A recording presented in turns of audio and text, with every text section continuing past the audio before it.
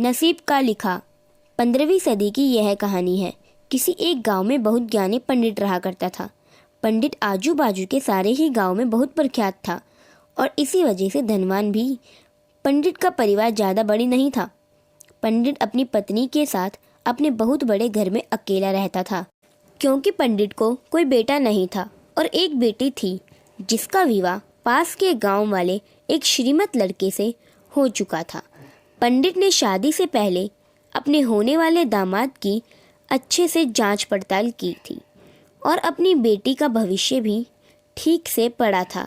तब जाकर उसने अपनी बेटी की शादी की थी। लेकिन चंद सालों में ही पंडित का दामाद बुरी आदतों के चंगुल में फंस गया। जुआ और शराब की बुरी लत ने उन्हें सड़क पर लाकर रख दिया था। अपनी बेटी की ऐसी दुर्दशा देखकर पंडित की पत्नी काफ़ी दुखी होती थी और अक्सर पंडित को कहा करती थी, तुम जाकर उनकी मदद कर आओ। पंडित हमेशा अपनी बीवी को यह कहकर उनकी मदद करने के लिए मना कर देता था कि अभी कुछ समय तक उनका बुरा वक्त चलना है।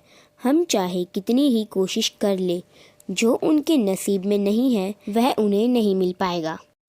पंडित की ऐसी बातों से उसकी पत्नी काफ़ी दुखी हो जाया करती थी और मन ही मन सोचती थी कि कैसा स्वार्थी पति है, अपनी बेटी को इतने कष्टों में देखकर भी उसकी मदद करने के लिए मना करता है। आखिर भगवान ने जो इतना सारा धन धान्य दिया है उसका क्या करेगा।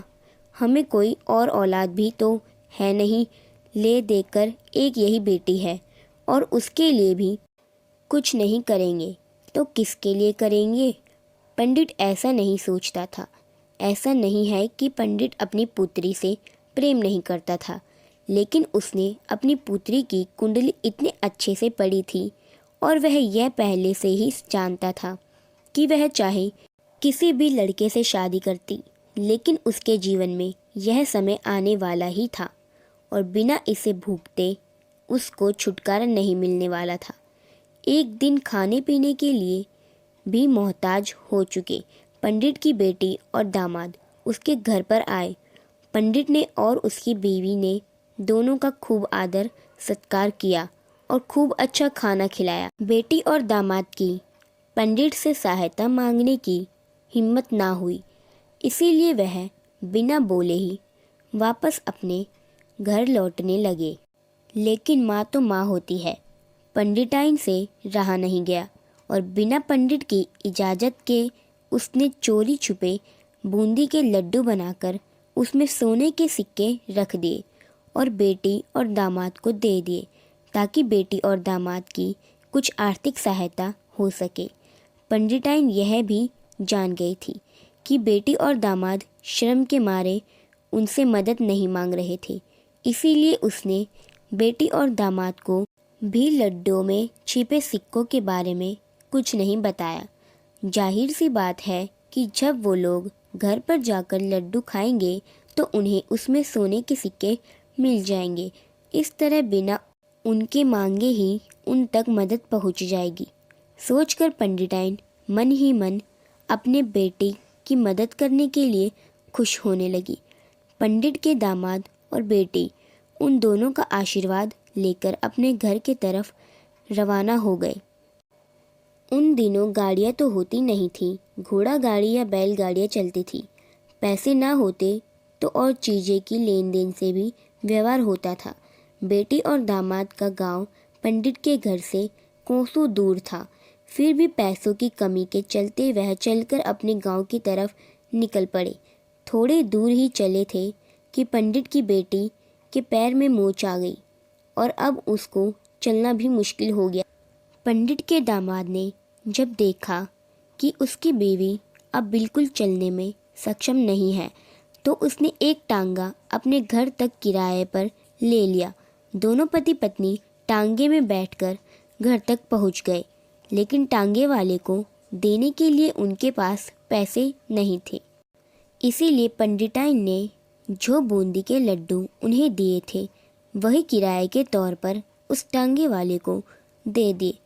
टांगे वाला बूंदी के लड्डू को लेकर वहां से चला गया। टांगे वाला अपने घर की तरफ जा रहा था, तब उसे एक हलवाई की दुकान दिखी।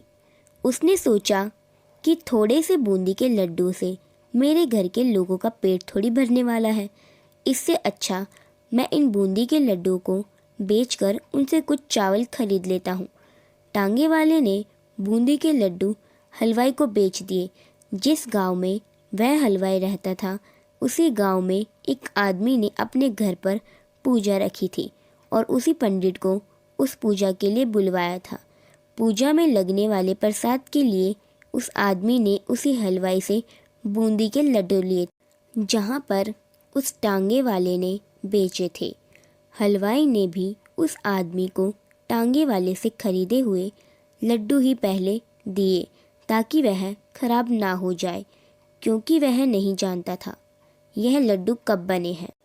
पूजा खत्म होने पर दक्षिणा और बूंदी के लड्डू लेकर जब पंडित अपने घर आया और खाना खाने बैठा तो प्रसाद में लाए बूंदी के लड्डू खाते वक्त लड्डू से सोने का सिक्का निकला। इस घटना को देखकर पंडिताइन की आंखों से आंसू बहने लगे। पंडित ने जब पंडिताइन से उसके रोने का कारण पूछा तो पंडिताइन ने पंडित को सब कुछ बताया और पंडित से उनकी बातों पर भरोसा ना करने के लिए माफ़ी मांगी।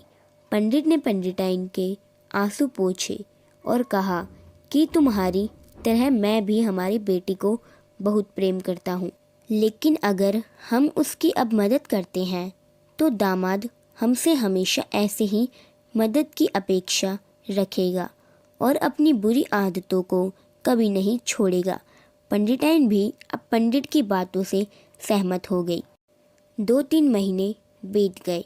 पंडित के दामाद और बेटी फिर से एक बार उसके घर आए और इस बार उनकी परिस्थिति पहले से बेहतर थी, क्योंकि पिछली बार खाली हाथ जाने के बाद दामाद ने नया काम शुरू किया था और अपनी सारी बुरी आदतें भी छोड़ दी थी। दोस्तों, नसीब का लिखा नहीं बदलता। यह कहानी आपको कैसी लगी? क्या आप भी नसीब पर भरोसा रखते हैं या फिर आप उन लोगों में से हैं जो अपना नसीब खुद अपने हाथों से लिखना चाहते हैं? और अगर दोस्तों आपको हमारी यह कहानी पसंद आई हो तो वीडियो को लाइक एंड हमारे चैनल को सब्सक्राइब ज़रूर कीजिएगा।